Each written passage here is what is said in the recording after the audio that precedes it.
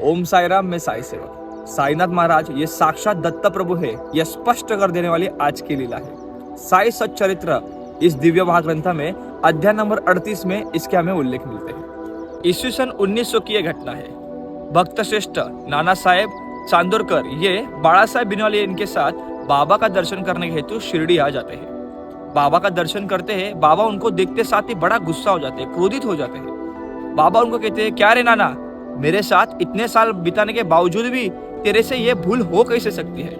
बाळा साहेब बिनीवाले ये दत्तात्रेय महाराज के भक्त होते हैं। उन्हें बाबा पे जरा भी भरोसा नहीं होता, लेकिन नाना साहेब चांदोरकर के आग्रह के खातिर वो शिरडिया बाबा के पास दर्शन करने जाते हैं। जैसे ही द्वारका में वो पहुंचते हैं, बाबा की जगह उन्हें साक्षात त्रिमूर्ति दत्तात्रेय महाराज के दर्शन होते हैं और उन्हें यह भरोसा हो जाता है कि बाबा ही साक्षात दत्त प्रभु है।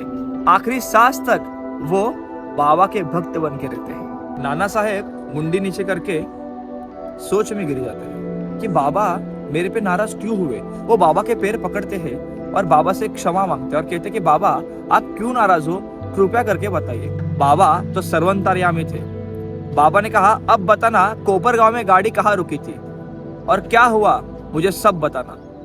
इसमें उनको उनकी गलती का एहसास हो जाता है। उन्होंने शिरडी के लिए टांगा किया हुआ था। जैसे कोपरगांव के यहाँ गोदावरी नदी के किनारे वो आते हैं, उन्हें वहाँ दत्तात्रेय महाराज का मंदिर दिखता है। बिनी वाले दत्ता महाराज का दर्शन करने की अभिलाषा करते हैं, लेकिन मैंने ही उनको मना कर दिया और कहा कि हम आते वक्त दत्तात्रेय महाराज का दर्शन कर लेंगे, और दत्त महाराज के दर्शन को दुर्लक्षित कर दिया। जब गोदावरी नदी में मैं स्नान करने गया तब बड़ा कांटा मेरे पैर में घोंप गया और बड़े तकलीफ के साथ मैंने उसे निकाला। तब बाबा उन्हें कहते हैं और सूचित करते हैं, ऐसी जल्दबाजी अच्छी नहीं है नाना। नसीब से तू दत्तात्रेय महाराज का दर्शन का अनादर करने के बावजूद भी सिर्फ कांटा लगकर छूट गया।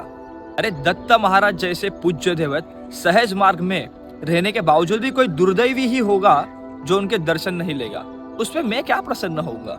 इसी के साथ हमें बाबा की मध्याह्न आरती और धूप आरती में भी इसके उल्लेख मिलते हैं। कलियुगी अवतार सगुण परब्रह्म साचार अवतीर्ण झालासी स्वामी दत्त दिगंबर। इसके अलावा ऐसा एईबा साई दिगंबरा अक्षय रूप अवतारा सर्व ही व्यापकतु श्रुति सारा अनुसया त्रिकुमारा बाबा येईबा काशी स्नान जप प्रतिदिवशी कोल्हापुर भिक्षेसी निर्मला नदी तुंगा जलप्राशी निद्रा माहुर देशी ऐसा येईबा।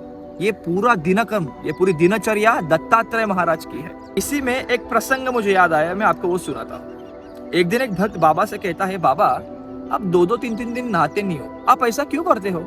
तब बाबा कहते हैं, अरे मैं तो सुबह ही काशी में स्नान करके आया हूँ। इससे यह सूचित होता है कि बाबा ही दत्तात्रेय महाराज थे।